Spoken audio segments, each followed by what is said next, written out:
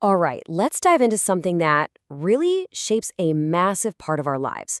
What actually makes a company tick?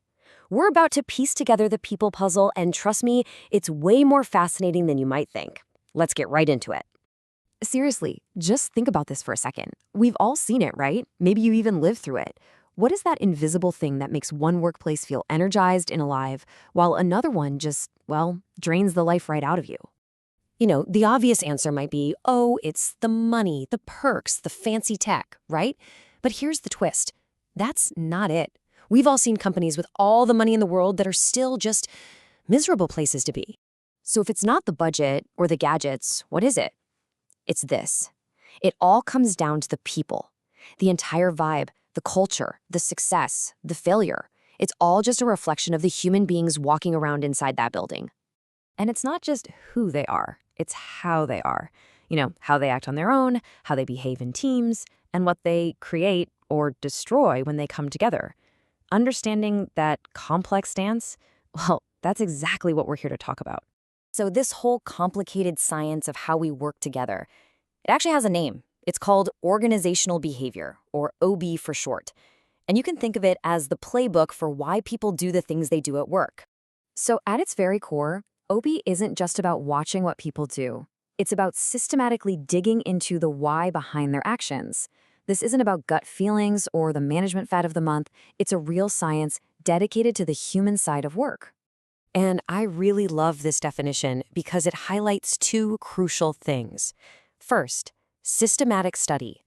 That tells us it's all about evidence, not just guessing. And second, to improve effectiveness, which means this isn't just academic theory. The whole point is to use this knowledge to make work better for everyone. And this really shows you the two sides of the coin. On the one hand, OB is a scientific discipline, based on research and data. But on the other hand, it's a totally practical applied field.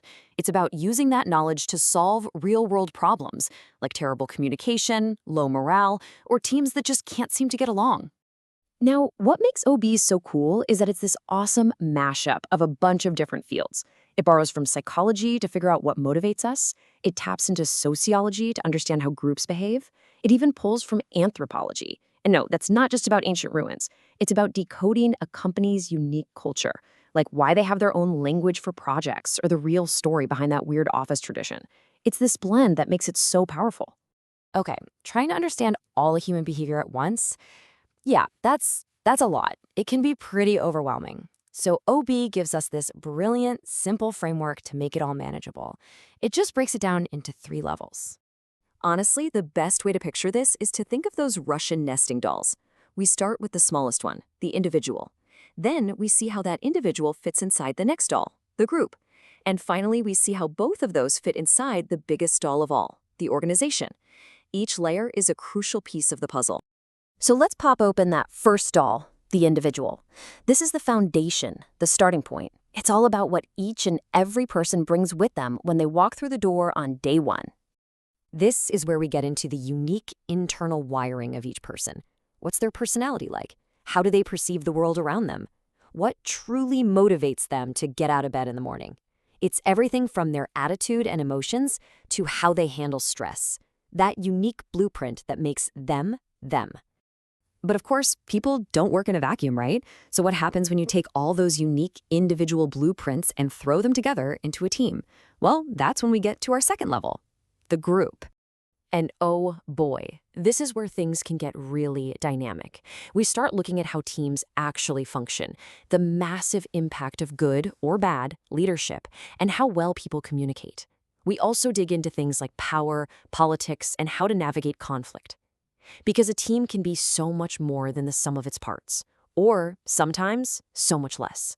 Okay, so let's take our first 2 dolls, the individual and the group, and place them inside the biggest one of all, the organization itself.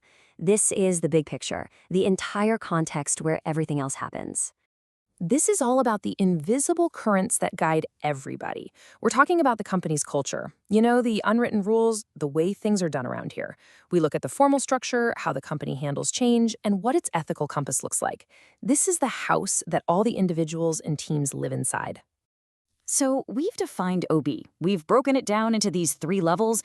But the big question is, so what? Why should a manager, an employee, anyone really care about this stuff?